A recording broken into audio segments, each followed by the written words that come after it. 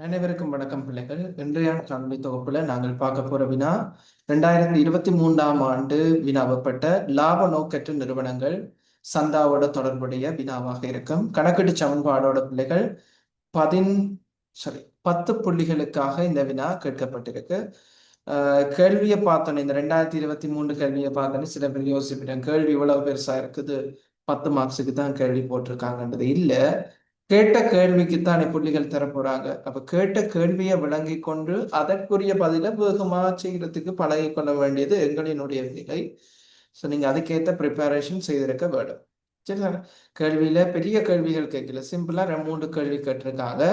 முதலாவது வேண்டப்படுவதை கவனிங்க. முதலாவது புலமைப்பரிசில் நிதி கணக்கு. அப்ப புலமைப்பரிசில் நிதி கணக்கண்டா நீங்கள் விளங்கிக் கொள்ளணும். இங்க ஒரு விசேட நன்கொடை ஒன்று பெறப்படுகிறது, அது தொடர்பான ஒரு கணக்கு கேட்கிறாங்க. இரண்டாவது சங்கத்தினுடைய வருமான கூற்று. கடைசியாக திரண்ட நிதியாண்டினுடைய இறுதி திகதியில. அப்ப இங்க நிதியாண்டு எப்ப முடியுது? டிசம்பர் மாதம் 31ஆம் தேதி 2023. அப்ப நிதியாண்டு எப்ப ஆரம்பிக்கப்பட்டிருக்கும்? 1/1/2023 ஜனவரி 1 23ல ஸ்டார்ட் ஆகி இருக்கும். சரியோ? இதை கவனிச்சு போட்டு நீங்கள் கேள்வியை செய்யறது இலகுவாக இருக்கும். முதலாவது பிள்ளைகள் புலமை பரிசில் நிதி கணக்கு பாருங்க. புலமை பரிசில் நிதி தொடர்பாக மேலதிக தகவல்ல என்ன தரவு தந்திருக்காங்க. இந்த கேள்வியை ஓவராலா இருக்க பாருங்க பிள்ளைகள். இந்த கேள்வியில ஆரம்ப இறுதி திகதியில நிதி நிலைமை கூற்றினுடைய மீதிகள் தரப்பட்டிருக்கு, சொத்து பொறுப்பு உரிமை தொடர்பான விவரங்கள்.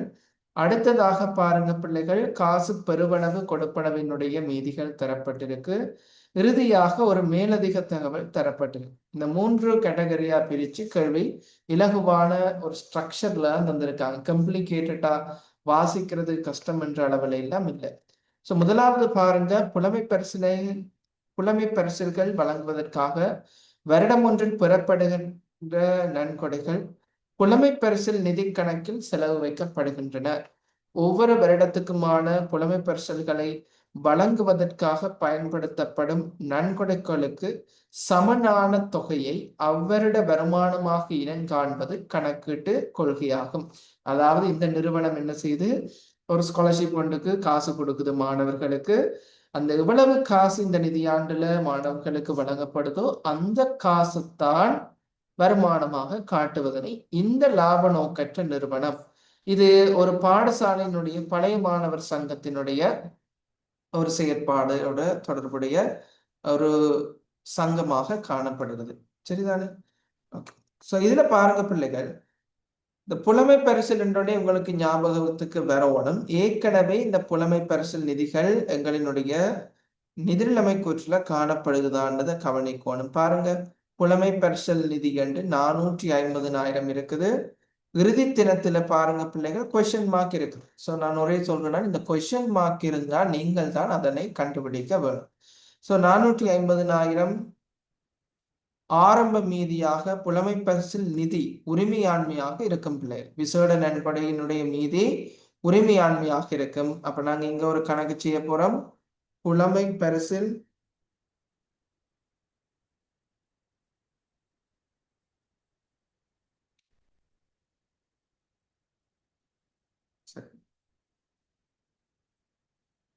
நிதி கணக்குல ஆரம்ப மீதியாக பிள்ளைகள் மீதி வந்தது என்று சொல்லி எவ்வளவு தொகை பார்த்துனாங்க?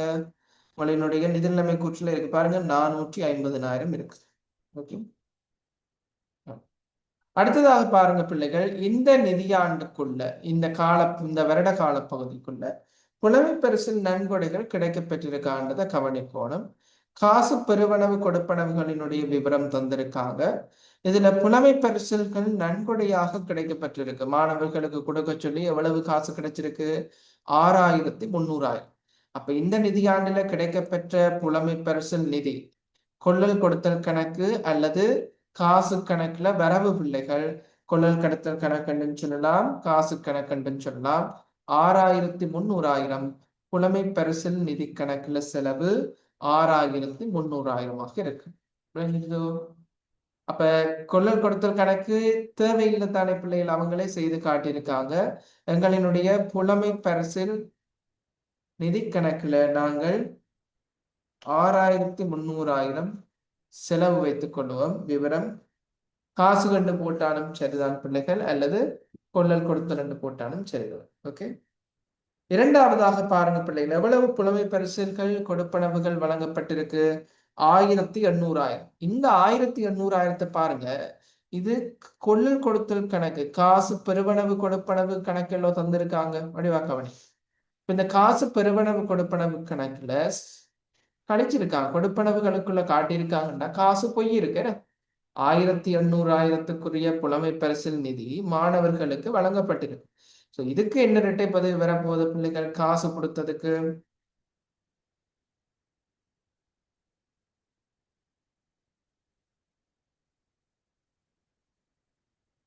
ஓகே, புலமை பரிசில் செலவு கணக்கு. ஓகே, புலமை பரிசில் பிள்ளைகள் ஒன்று, முதலாவது பதிவெழுதிடம் காசாக கணவருக்கு இந்த நன்கொடைகள் விளங்குறதுல சிம்பிளா கவனிங்க. இது காசாக பெறப்பட்ட புலமை பரிசில்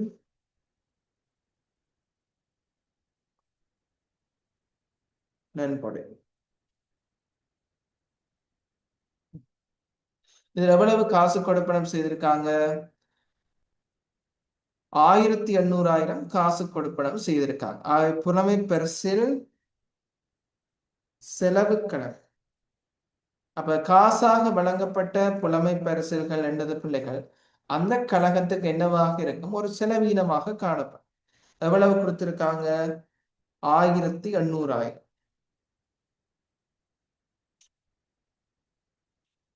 ஓகே, அப்ப புலமை பரிசில் செலவு கணக்கு வரவு பிள்ளைகள் 1800. காசு கணக்குல செலவு 1800 இப்ப காசு கொடுத்திருக்காங்கன்றது நீங்க காசு கொடுப்பனவு நாளேட்டை வச்சுக்கொண்டு விளங்கி கொள்ளணும். இதுக்கு என்ன விவரம் எழுத போறீங்க பாருங்க. இந்த விவரத்தை வச்சுக்கொண்டு இந்த நன்கொடையை நீங்கள் இலகுவாக புரிஞ்சு கொள்ளலாம் பிள்ளைகள். காசாக செலுத்தப்பட்ட புலமை பரிசு.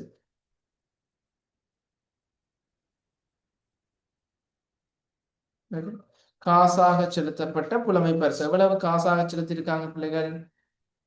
1800 இதுவரைக்கும் காசாக செலுத்தப்பட்டிருக்கு. ஓகே, அப்ப இதுல பாருங்க, முதலாவது நன்கொடை கிடைக்கக்குள்ள காசு கணக்கு வரவு, புலமை பரிசு நிதி கணக்கு செலவு இந்த பதிஞ்சிருக்கும். ஓகே, அடுத்தது பாருங்க பிள்ளைகள், காசு செலுத்தப்பட்டிருக்கு, காசு கணக்கு செலவு இந்த கொடுப்பனவுகளுக்குள்ள காட்டியிருக்காங்க. புலமை பரிசில் செலவு கணக்குல வரவு. இந்த புலமை பரிசில் செலவு என்றது பிள்ளைகள் கழகத்தினுடைய வருமான கூற்றுல செலவீனங்களுக்குள்ள நீங்கள் காட்ட வேண்டும். புலமை பரிசில் கொடுப்பனவுகள் அல்லது செலவீனம் என்று போட்டாலும் சரி.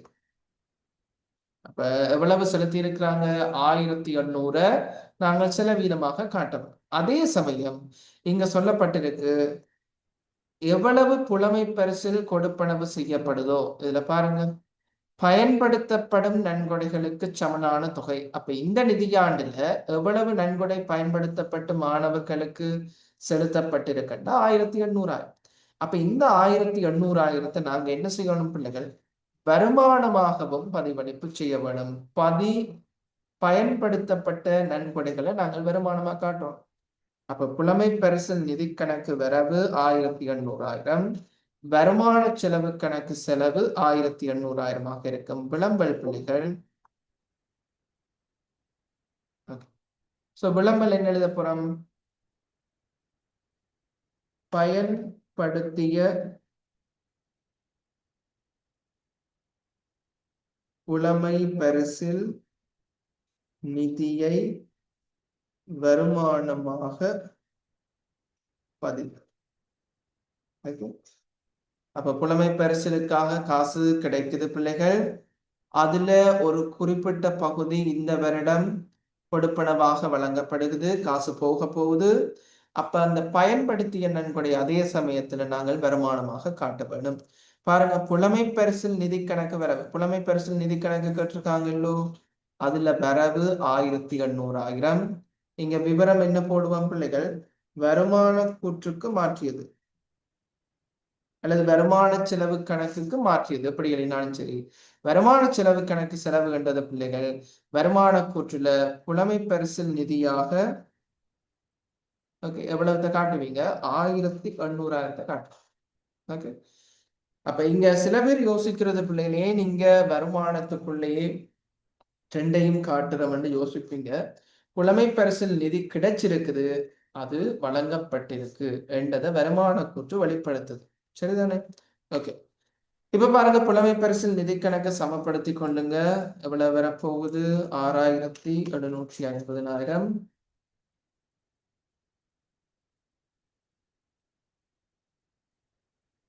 4950,000 மீதி சென்றது, மீதி வந்ததாக இருக்கு.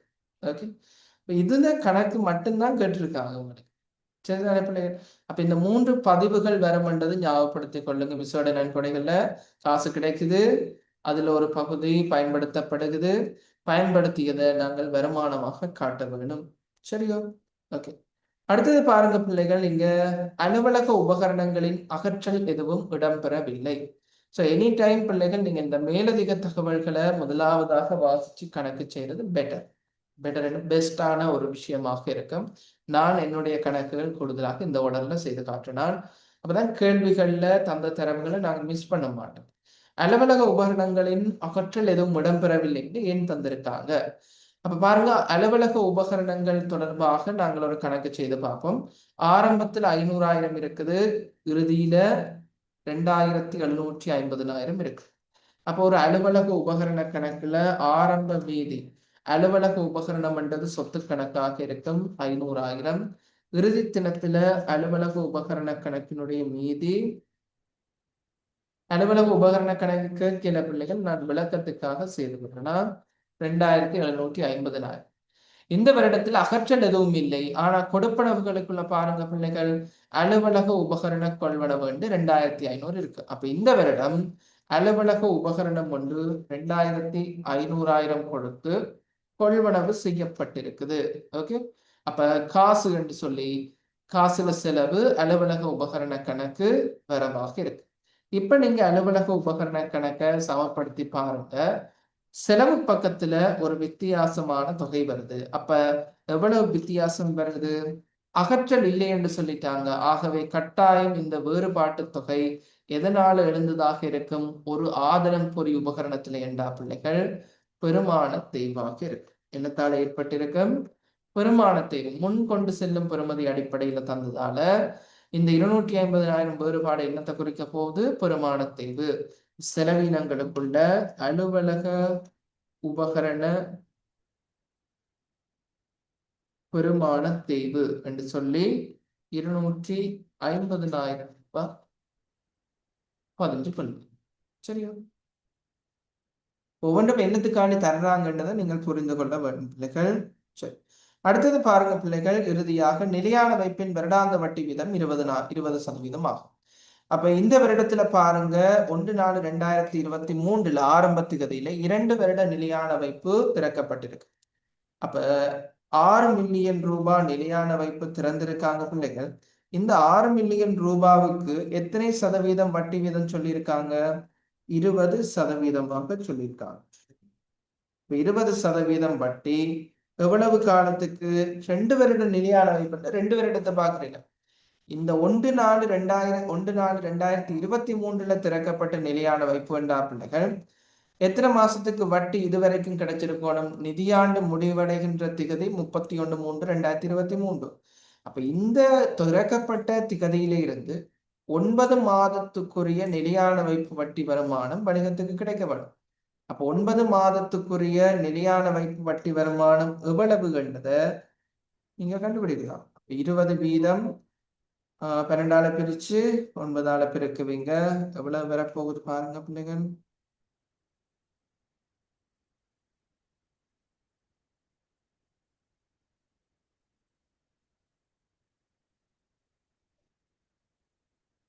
9 லட்சம் ரூபாய் வருது. ஓகே, 6 மில்லியன் ரூபாவுக்கு 20%, 1,200,000. தர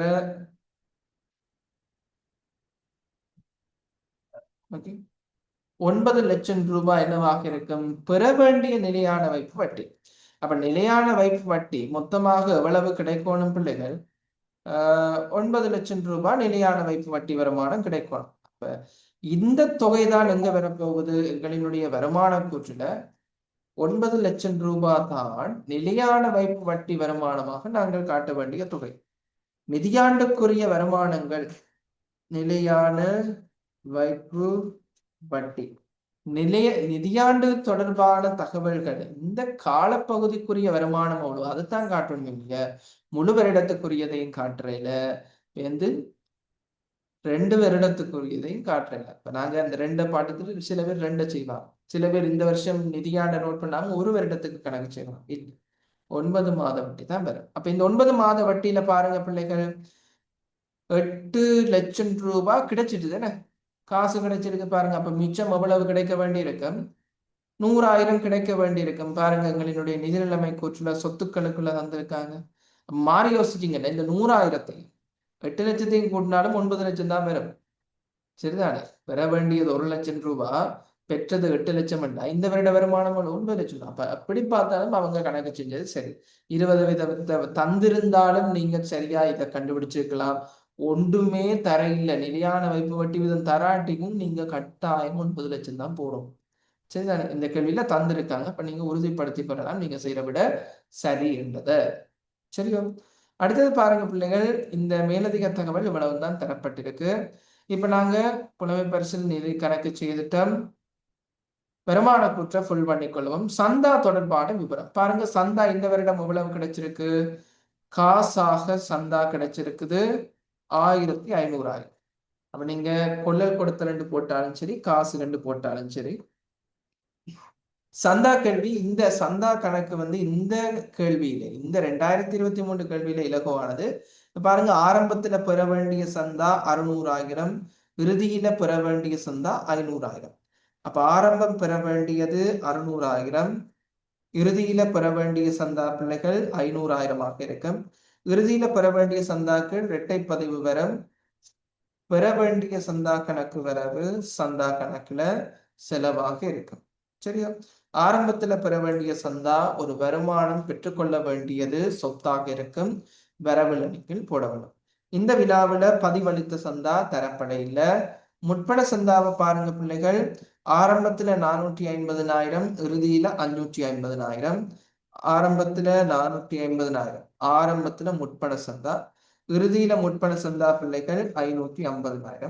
இப்ப நீங்க சந்தா கணக்கு சமப்படுத்துவீங்களாக இருந்தால் 2,450,000 வருமான கூற்றுக்கு மாற்ற வேண்டிய சந்தா தொகை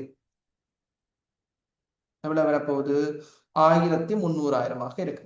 இந்த கேள்வியில சந்தா கணக்கு செய்து காட்டுன்னு கேட்கல என்று வாயை பார்த்து கொண்டு இருக்கிறேன். அப்ப கடை ஒரு சந்தா கணக்கு செய்து காட்டணும்.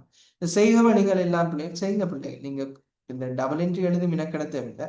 இந்த சந்தா கணக்கு செய்யுங்க. இப்ப சந்தா கணக்குக்கு இந்த வினாவில 2 புள்ளி கொடுக்கப்பட்டிருக்கு. இப்ப 2 புள்ளி எண்ணிக்கையில் இப்ப இதுல நீங்க ஏதாவது ஒன்று இந்த வருமான கூற்றுக்கு மாத்தியது பிளவிட்டாங்க. சந்தா கணக்குல பதியப்பட்ட ஏனைய விடயங்களுக்கு உங்களுக்கு புள்ளிகளை பெற்றுக் கொள்ளக்கூடியதாக இருக்கும். 1,300,000 வருமான கூற்றுல வருமானங்களாக காட்ட வேண்டும் நீங்கள். சரியோ? அடுத்தது பாருங்க பிள்ளைகள், சந்தாவுக்கு அடுத்ததாக பெருவனவுகளை ஓடல்ல கவனிங்க. நன்கொடைகள் 15. இசை நிகழ்ச்சிக்காக அனுமதி சீட்டு விற்பனையிலிருந்து பெருவனவு. அப்ப இசை நிகழ்ச்சி ஒன்று செய்திருக்காங்க, அதற்காக டிக்கெட் அடிச்சு வித்திருக்காங்க. 1,100,000 நீங்கள் என்ன செய்யணும்? வருமானமாக காட்ட வேண்டும். இசை நிகழ்ச்சி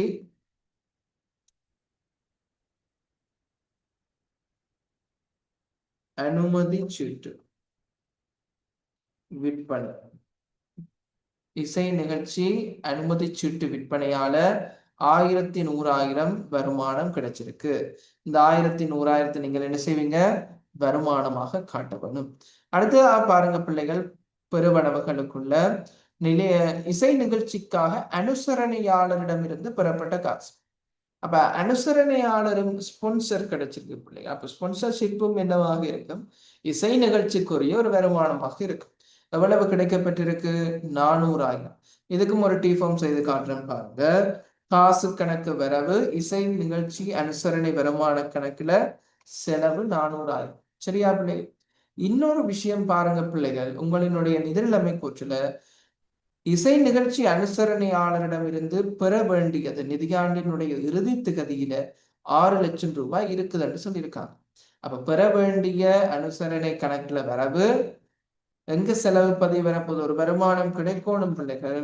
இசை நிகழ்ச்சி அனுசரணை வருமான கணக்குல ஓகே செலவு பதிவாக இருக்கும். அப்ப இதை நீங்க கருத்தில் கொண்டு இந்த கணக்கு சமப்படுத்தி பாருங்க. வருமான கூற்றுக்கு மாற்ற வேண்டிய தொகையாக எவ்வளவு தொகையை நீங்க காட்ட வேணும்? 1 மில்லியன் ரூபாவை காட்டணும். சரியா? அப்ப கணமா பேர் இங்க என்ன செய்வீங்க? இந்த பெற வேண்டிய வருமானம் 600,000 கவனிக்காம விட்டா அனுசரணையாளர்கிட்ட நீங்க 400,000 நேரடியா போட்டுருவீங்க. ஓகே, அனுசரணை வருமானம் நல்ல இசை நிகழ்ச்சிக்காக அனுசரணை ஏதாவது ஒன்று போட்டுக்கொள்ளுங்க. அனுசரணை வருமானம் எவ்வளவு காட்ட போறீங்க? கிடைச்சது, கிடைக்க வேண்டியது ரெண்டையும் சேர்த்து அட்டூர் அடிப்படையில 1 மில்லியன் ரூபாவை காட்ட வேண்டும். சரியா? இதுல காட்டுற விடயங்களை எல்லாம் என்ன செய்யக்கூடாது? நீங்கள் மாற்றக்கூடாது. சரியா? இந்த தொகைகளை மட்டும்தான் நீங்க காட்டலாம். வேற எதையும் நீங்கள் காட்ட இயலாது. சரியான தொகைகளுக்கு மட்டும்தான் புள்ளிகள் கிடைக்கும் பிள்ளைகள். பிள்ளையான தொகைகளுக்கு புள்ளிகள் கிடைக்காது. அப்ப சரியா செய்யணும், வேகமா செய்யணும். ஓகே, இப்ப கொடுப்பனவு பாருங்க. புலமை பரிசில் கொடுப்பனவு செலவினமா காட்டிட்டோம். அலுவலக செலவு பாருங்க 575,000 ஏற்பட்டிருக்கு. அப்ப இதுலயும் பார்க்கணும், என்னத்தை பார்க்கணும்? அட்டுறு முற்பணம் ஏதாவது இருக்குதான்னு பாருங்க. பொறுப்புகளுக்குள்ள இல்லை. ஓகே, சில நேரம் என்ன நடந்திருக்கும்? இசை நிகழ்ச்சி செலவு அலுவலக செலவு 25,000 செல்வது என்றால் நீங்க அதையும் சேர்த்து தான் கணக்கு பண்ணணும். இந்த கேள்வியில் அப்படி இல்லை. அப்ப 575,000 நீங்கள் செலவினத்துக்கு கீழே காட்டுவீங்க. இசை நிகழ்ச்சி செலவா? ஓ, இசை நிகழ்ச்சி செலவு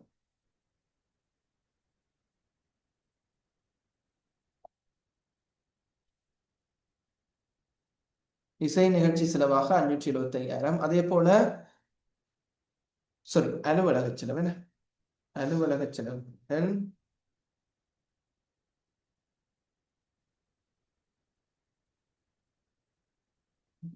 அதே போல இசை நிகழ்ச்சிக்கான செலவுகளும் ஏற்பட்டிருக்கு 700,000. அதை நீங்க செலவினத்தை காட்டு. ஓகே, இவ்வளவுதான் இதுல தரப்பட்டிருக்கின்ற விடயங்கள். இப்ப நீங்க உங்களினுடைய வருமான கூற்றை சமப்படுத்தி கொள்ளலாம். வருமானங்களினுடைய மொத்த கூட்டுத்தொகை 6,100,000. செலவீனங்களினுடைய மொத்த கூட்டுத்தொகை 3,325,000. ஆகவே வருமானங்கள் அதிகமாக இருக்குது. இப்ப 2,775,000 என்னவாக இருக்க போது பிள்ளைகள்? மிகையாக இருக்கு. செலவினங்களிலும் கூடிட வருமானமாக இருக்க போகுது. இந்த வருமான கூற்றை ரெடி பண்றதுக்கு கட்டாயம் தெரிந்திருக்க வேண்டும். சரியா பிள்ளைகள்? மூன்றாவது கேள்வி பிள்ளைகள், இது முதலாவது கேள்வி புலமை பரிசில் நிதி, இரண்டாவது கேள்வி வருமான கூற்று, மூன்றாவது கேள்வி திரண்ட நிதி. ஆரம்பத்துல பாருங்க, திரண்ட நிதி உரிமையாண்மைக்குள்ள இருக்கு. எவ்வளவு இருக்கு? 2,700,000. அப்ப திரண்ட நிதியோட பிள்ளைகள் ஞாபகம் வச்சுக்கொள்ளுங்க. ஓகே, மிகை வந்தா கூட்டுவீங்க, குறை வந்தா கழிப்பீங்க. எவ்வளவு மிகை கிடைக்க பெற்றிருக்கு? 2,775,000 கூட்டுவீர்களாக இருந்தால் ஓகே, இறுதி தினத்துல திரண்ட நிதி கேட்டிருக்காங்க. எவ்வளவு வரப்போகுது? 5,475,000 இருக்கும். 5,475,000 இறுதி தினத்துல திரண்ட நிதியாக இருக்கு. அப்ப இவ்வளவு கேள்விகள் தான் இதுல கேட்கப்பட்டிருக்கு. சரியா? புலமை பரிசில் நிதி கணக்கு, வருமான கூற்று, திரண்ட நிதி எவ்வளவு.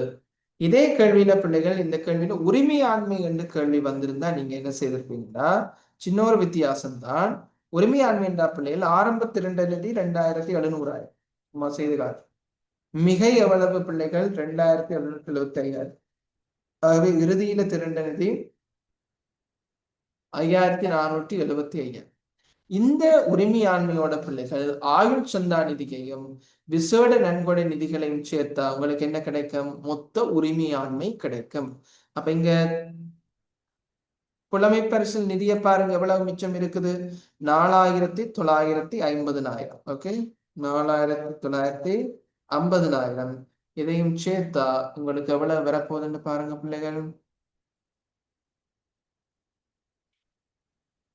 10,425,000 31/12/2023 உரிமையாண்மையாக இருக்கு. இந்த வினாவுல கேட்கப்பட்டது பிள்ளைகள் திரண்ட நிதி தான் கேட்டிருக்காங்க. விளங்கிச்சோ? அப்ப திரண்ட நிதி இதுக்குத்தான் புள்ளி. நான் சொன்னது இதுல உரிமையாண்மை என்று கேட்டிருந்தா நீங்க இந்த மாதிரி விட கொடுத்திருக்க வேண்டும். சரியா? வீடியோ உங்களுக்கு பிரயோசனமா இருந்தா பிள்ளைகள் உங்களினுடைய நண்பர்களுக்கு அனுப்பி கல்வியை இலவசமாக கற்றுக்கொள்ளுங்க.